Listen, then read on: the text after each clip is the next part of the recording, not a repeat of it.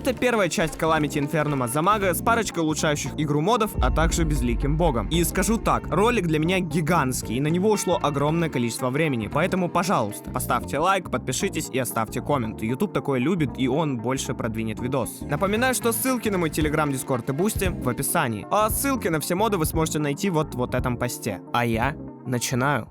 Перед началом игры нужно создать персонажа, и желательно не урода. После чего немного ждем загрузку мира, и вот я здесь. Пора открыть мешочек с начальным лутом, убрать все лишнее в сундук и врубить Инферно, который тут в самом конце списка сложностей, да. Но в любом случае начальные цели от этого не меняются. Главное это найти базовые аксессуары, вроде двойного прыжка, гермесов и по возможности подковы, потому что нормальная мобильность на спавне необходима. А заодно по пути нужно обязательно лутать все сердца, руды и самоцветы. Они нам понадобятся позже. Если что, вот аналоги руд. У всех они спавнятся по-разному, поэтому не парьтесь. А я тем временем нашел эглет и первый сундук, правда пустынный, в котором лежала стаместка, нафиг мне не нужная. Кроме них в пещере ничего не было, и мною было решено залутать домик механика неподалеку, а также построить пару домиков для нипов. И да, в стиле Зиксмана, но это пока. Кстати, по его схемам я начинал играть. Теперь бегу в другую сторону мира и уже там обнаруживаю пустыню, сразу за которой были джунгли. Поэтому я решил не терять шанс жестко залутаться и пошел в самый опасный биом, без снаряги и нормального оружия. Идиот. Ну и как вы понимаете, за свою наивность я поплатился. Зато благодаря бесплатному телепорту на спавн вспомнил, что не осветил дома. Поэтому нипы и не приходили. Плюс решил выкопать новую шахту прямо от спавна. Правда, единственное, что я там нашел,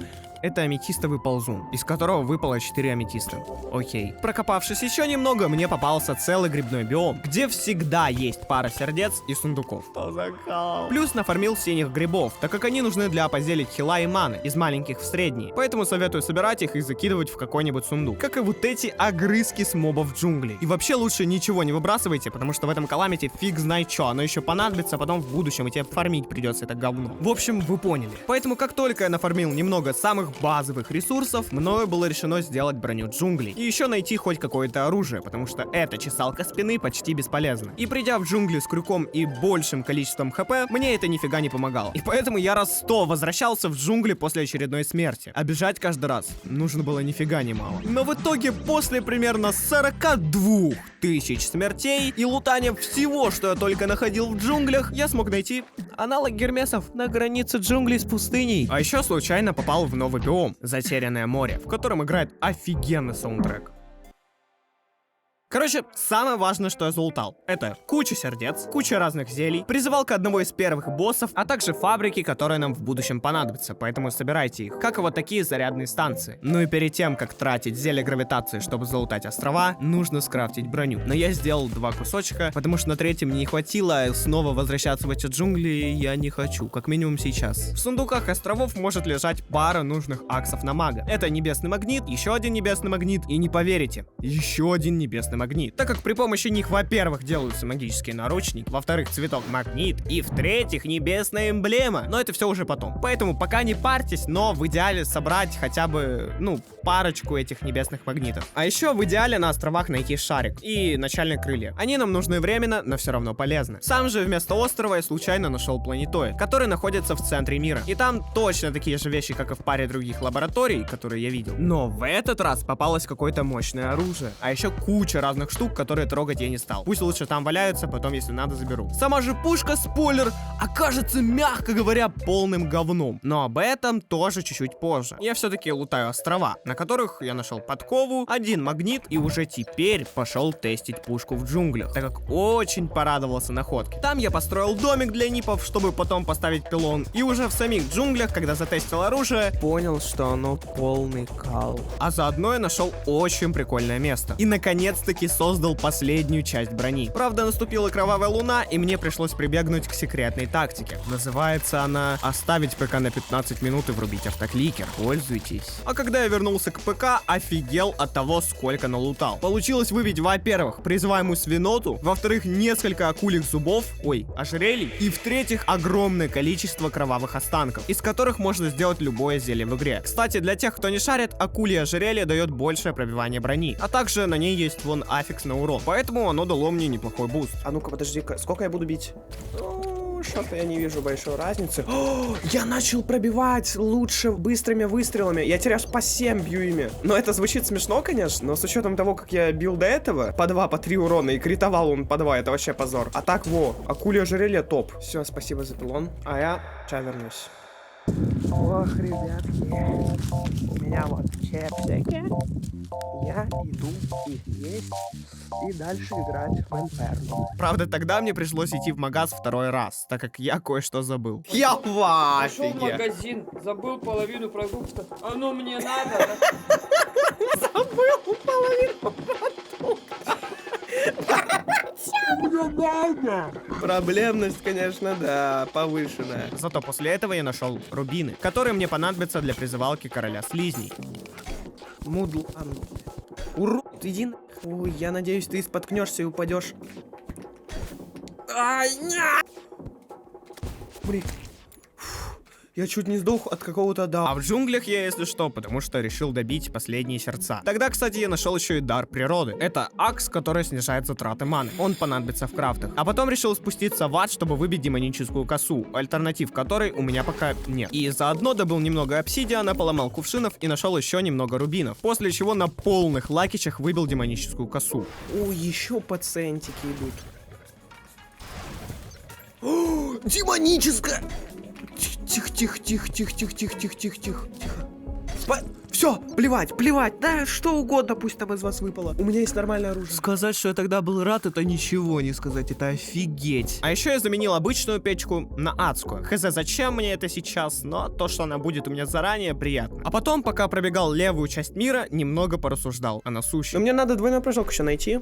Или скрафтить, кстати, я не уверен, что он тяжело делается. Мне кажется, кстати, просто он делается. Я хочу сделать песчаную бурю в бутылке и соединить ее с шариком, с подковой. Мне кажется, это будет очень удобно и круто. Только для меня странно, что он теперь постоянно в руках держит оружие. То есть такого раньше не было. Он просто тыкал и вылетала пулька. После чего было решено поломать сердца в подземном багрянце, чтобы получить возможность отбить гоблинов. То есть получить первый огнестрел. А зачем нашел какой-то новый данж, левее которого был еще один новый биом — Серное море. Но туда мне пока рано. Зато самое время построить дома для неписей. Поэтому я сделал еще домик в пустыне, а в снежном биоме сделаю потом. Все-таки ни механика, ни гоблина у меня пока нет. И теперь можно приступать к одному из самых важных дел — до хардмода, а именно к поиску шиммера. Он вам очень много где понадобится, как в будущем, так и сейчас, поэтому реально не ленитесь, просто найдите и кайфуйте. Искать же я его начал при помощи динамита и бомб, но удовольствие это продлилось недолго, так как они, напоминаю, стоят денег, которых у меня нет, поэтому пришлось несколько раз копать наугад. Киркой, но на третью попытку... Подожди, это что? О, я, походу, нашел шиммер. Да. Это шикарно, просто это шикарно. Да, найдя шиммер, я его обжил и купил пилу. Теперь я могу в любой момент сюда тэпаться. И вам советую сделать так же. Потому что тут можно разбирать предметы, менять какие-то аксы на другие и даже бесплатно менять модификатор. А затем, после вот этого всего, советую расчистить территорию слева и справа. По высоте примерно по 20 блоков. Чтобы в случае чего можно было и денег пофармить, и ячейки хранения сделать. Потому что самоцветные деревья — это имба. А ячейки хранения из мода Magic Storage, если вы не поняли, о чем я. Это такой мод на улучшенный склад, но с ним мне предстоит еще разобраться. А пока чищу территорию для удобной фермы, и вот такой результат у меня получился. Нужны деньги, приходи, руби деревья и кайфуй. А я тем временем сделал призывалку короля слизней и построил арену прямо на базе. Но убивать я его пока что не собираюсь, потому что самое время решить вот эту главную проблему. А то в Инфернум играть и в какой-то коробке сидеть. В общем, исправляюсь. Поэтому спустя пару часов работы я готов вам представить мой... Стоп, гоблины пришли. Все, отбитые. Я готов вам представить мой ромбик. А еще я сделал склад. Но самое важное, что вам надо знать, это то, что я на него потратил кучу самоцветов, как и говорил. Для чего они фармились все это время. А механика склада максимально простая. Открыл, закинул ресы, если что-то надо, набрал в поиске. Все. Поздравляю, вы знаете, как работает мод. А я еще раз фарманул кровавую луну и пошел на пустынного бича, где я слился, потому что все еще очень мало мобильности. И это надо исправлять. Повезло, что до этого я случайно нашел гоблина, что помогло мне сильно улучшить снарягу. И когда я сказал сильно, я имею в виду сильно, смотрите. посмотрите сами. Теперь у меня есть комбо шарика с подковой и дабл прыжком, причем лучшим среди своих аналогов. Апгрейднутые ботинки и пара аксов конкретно на мага, про них я говорил до этого. А заодно перековал все аксы оружия на более-менее нормальные перековки, то есть урон и крит. И если что, оружие главное перековать хоть как-то, чтобы просто не было дебафа. По этому поводу сейчас вообще не стоит париться. После чего сходил в зимний биом и нашел там коньки, чтобы наконец-то апгрейднуть эти калоши на достойный уровень. И теперь я готов. Можно идти на пустынь короля слизней. Сорян, я забыл про него. И, кстати, король слизней здесь стал нифига не простым. Он там побольше, размером стал, прыгать быстрее и дальше. А во второй фазе появляется гем, который предугадывает твои действия и стреляет наперед. Жалко, что все это ему не помогло. Только когда убегаешь, надо прыгать, чтобы гем стрелял фиг пойми куда. А следующим под раздачу попал еще и пустынный бич. Но босс оказался очень простым, так как при нормальной мобильности он тупо не сможет по вам попасть, а урон ему косой наносится солидно. Плюс чисто на прикольчике, по фану, пошел попустить еще и бога факелов, чтобы идти по книжечке и все у меня там было красиво. Спойлер, это ненадолго. Сам босс же легкий. Потому что вся сложность зависит от того, как вы расставите 100 факелов для его призыва. Например, я поставил все сверху и сделал линию, а снизу там все лишнее вокруг убрал. Готово? Файт прошел максимально изично, плюс милость бога факелов. Она автоматически заменяет факела, которые вы ставите, на биомные. И это полезно, потому что у вас из-за этого не падает удача. А она мне сейчас как раз понадобится, потому что на очереди следующий босс. Но перед ним я сделал вот такой посох, который вполне неплох, кстати. И уже в затерянном море под пустыней нашел босса, который выглядит как огромная жемчужина и спавнится рандомно в этом биоме. Так быстро! Придется раскопать, да, походу? Ну, а кто говорил, что будет легко? Ой! Ой! Ай, откуда он тут взялся? Я его не заметил. Ой-ой-ой, тихо, тихо, тихо, тихо. Отстань! Отстань! Нет! Позор. Но в свое оправдание скажу, что конкретно в тот момент арену мне строить не хотелось, поэтому я решил попробовать пару других боссов, а именно Крабулона и Глаза Ктулху, призывалки которых делаются очень просто. Крабулон изичный, но опять же нужна норм-арена, а для Глаза Ктулху она уже была, поэтому сначала я пошел попускать его. Он из-за инфернума стал резвее, сильнее, начал кидать много нового мусора, но по-прежнему изич. А еще с него падает вот такой амулет, который дает шанс не потратить зелье, и скидки у пары новых нипов, плюс увеличивает длину бафов. Имба. А помимо этого, победа над Глазом Ктулху позволяет прийти нескольким новым нипам, которые мне были очень нужны, так как один из них продает зелье, делать которые я честно не хочу. Ну и после я все-таки решился построить арену для Крабулона. Правда, победить я его не смог, так как снова поленился и нужны были зелья, а значит, нужно было дождаться алхимика. Найс. Все тогда, зачем я достраиваю, если она уже пришла? Зелье регена, зелье железа кожи, зелье скорости. Опа. Опа. Ой. Ой-ой-ой.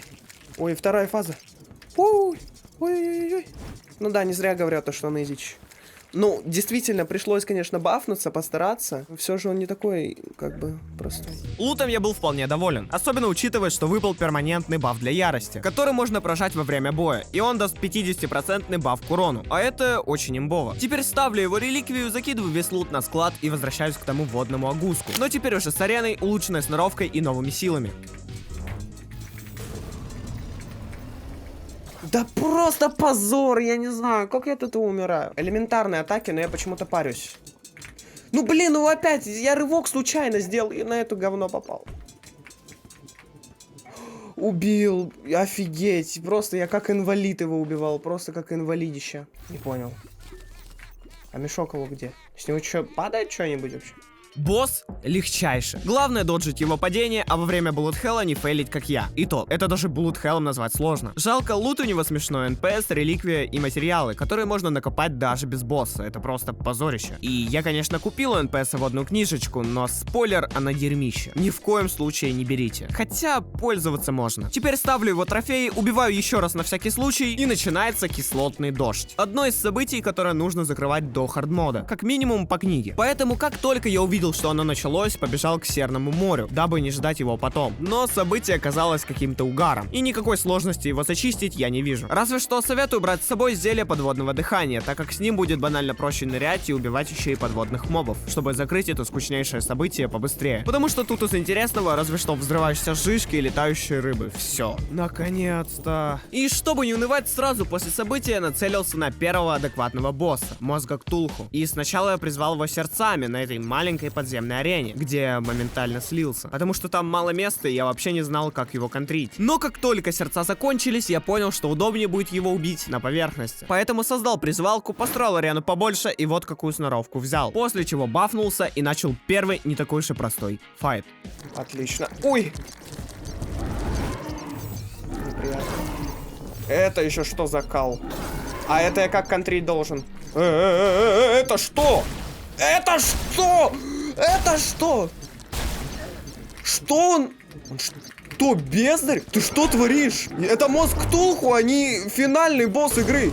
Охренеть.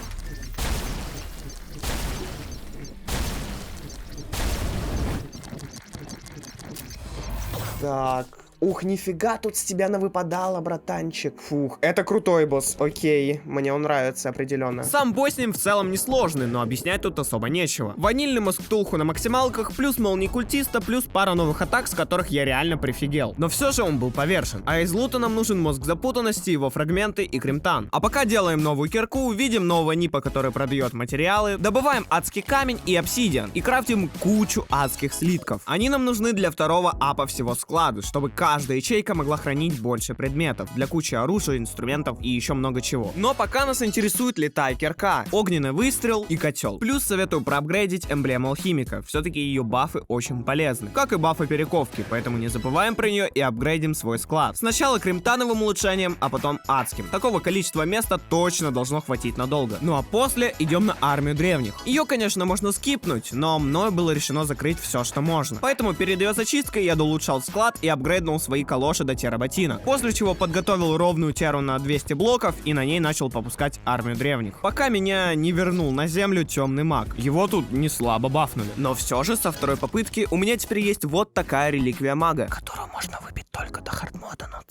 А следующий босс на очереди — мясной дятел. Но пока Ноно называется перфоратором. И призывается при помощи убийства вот такой лепехи. Сложности прям большой вызывать не должен, но у меня вызвал. Потому что сначала я пошел на него с прошлым оружием, а оно совсем не успевало за его скоростью. Плюс в каждой фазе спавнится еще и черви, и с каждым разом все больше. А он все это время будет пытаться вас таранить. Поэтому спустя попыток так 10 я все-таки вывел вот такой идеальный вариант. Демоническая коса, чтобы жестко прошивать червей, и посох адского крыла для дамага самого босса. Целиться с ним так жестко не придется, но надо стараться быть выше босса, чтобы в него попадало больше снарядов. Еще не забудьте про бафы, и вы сможете легко одолеть его одной левой ногой. Только не забывайте во время файта прожимать ярость, чтобы хватило дэмэджа и вам не был дан бесплатный телепорт на спавн. И после этого непростого босса ставлю его трофей и закидываю лут на склад, так как ничего особо ценного с него не падает. А вот с королевы пчел падает пчеломет и вот такой аксик. Их надо обязательно выбить перед скелетроном, так как его убийство без них будет намного сложнее, прям вот капец. А еще жизнь себя можно упростить, если кинуть 3 вот таких бафа в шиммер. Один даст ускоренное копание, второй ускоренный реген, а третий ускоренный реген маны. Как по мне, это must have. После чего вспоминаем про аэролит, который можно добыть после перфораторов, и идем его копать. Плюс советую снести пару домов для вот таких вот кирпичей. А еще по пути убейте пару гарпий. Нам нужны их перья. После чего делаем новую броню, оружие и крылья. Броня нам дает больше мобильности и урона. Крылья удивительно дают летать, а новое оружие пассаты на ЛКМ запускают быстрые снаряды, а на ПКМ уже медленные, но они левитируют. Еще из вариантов оружия есть импульсивный пистолет. Для него я сгонял на планетоид, нашел базу дрейдона в Затерянном море, где прочитал его чертеж. После чего жестко удивился тому, что его надо заряжать.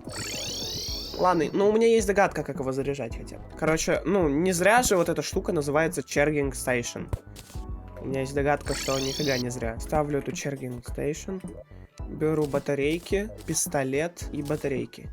А, так легко? И то, что пистолет всю свою мощь показывает только на боссах, у которых много сегментов, или на куче мобов, так как у него есть рикошетная наводка. А выглядит она вот так, поэтому таскать его советую вплоть до хардмода. Ну и после все перековываем на урон либо крит и идем попускать пчелу. Это что за рофлы? Что она сделает ими сейчас? Ой. Ой, умри, умри, умри. Какие же боссы в Инфернуме просто парниша. Итак, пчела побеждена. Из файта я понял, что идеальным оружием на нее являются пассаты из-за своей скорости и урона. В этом их прикол. И то, что арена должна быть в 2 либо 3 этажа. И чем длиннее, тем лучше. Но, к счастью, фармить мне ее не пришлось, так как с первой попытки выпал и пчеломет, и нужный нам рюкзак улей. Теперь заменяем наручи на рюкзак, если вы, конечно, используете пчеломет. И сразу же идем на скелетрона. Но сначала надо построить арену, и чем она будет выше, тем лучше. И сделать вот такую комнату рядом с данжем. Готово, можно идти валить самого интересного босса. Вот. Поехал. Ой, это что за кал? Блин, я понял, что меня сейчас будет ждать. Нет! А, нет, нет! Ну ты просто рофл! Что, ты умер? Только не говори, что это вторая... Фух. Я думал, это вторая фаза. Это просто... Это что такое? Я не справилась. Ты в паре... О, привет, я... Это что, диалог в террарии? А Солен — это новый NPC из мода на Безликого Бога. Как оказалось, там есть еще и боссы, помимо вот этого Безликого. А также тут добавлен полноценный интерактив с Солен. Но об этом чуть позже. В данный момент я открываю мешочек со скелетрона, закидываю все лишнее в копилку и отправляюсь лутать данж. И по традиции лутаем несколько золотых сундуков, в которых нам обязательно надо найти теневой ключ, чтобы в будущем вытащить из сундуков огнеплеть для очень интересного мува. А после ставлю трофей скелетрона, покупаю портного вот такой шарф и иду на следующего босса, глазастого рогатика. Чисто так призову, и он как лох подохнет. А ничего его не тронули? Это что такое? Ты идиот!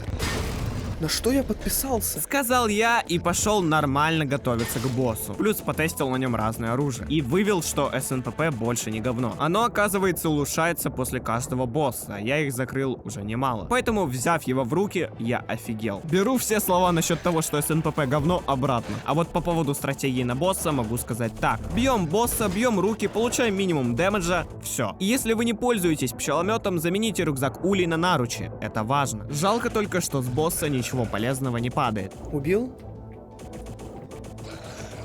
Фух. А далее у нас очень веселенький босс. На него нужно подготовить огнеплеть и СНПП. Призывалка же делается вот так на багряном алтаре. И призываем бога слизней. Он, спойлер, очень быстрый и очень прыгучий. Офигеть, это просто...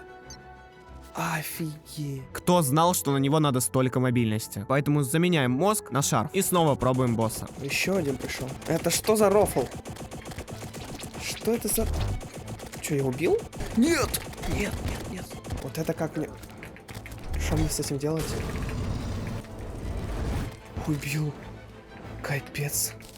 Жесть, я вначале, когда они меня попускали жестко, даже не знал, как я их контрить буду. Да, огнеплеть нужно, чтобы спамить ей во второй фазе, а она сама будет наводиться на летающий кусок кала. Гениально? Гениально. А сам босс, в принципе, несложный, поэтому больше советов дать не могу. Зато после него мы делаем статигелевый сет брони и заменяем наручи на вот этот новый акс, он будет куда полезнее. А также стоит заменить шарфик на мозг, так как следующим боссом у нас идет стена плоти. После чего делаем вот такую длинную арену, примерно вот такую. Но перед ней я еще достроил базу, поговорил с Солен и выполнил ее первый квест. После чего пошел на последнего босса до хардмода, стену плоти. А, что-то я не вывезу этих троих. Даем. А, я... Ой, ёма. А как это контрить? Офигеть. Потом вот этот. Надо все равномерно. Хотя бы стараться. Офигеть. Давай, вливаю, вливаю, вливаю, вливаю.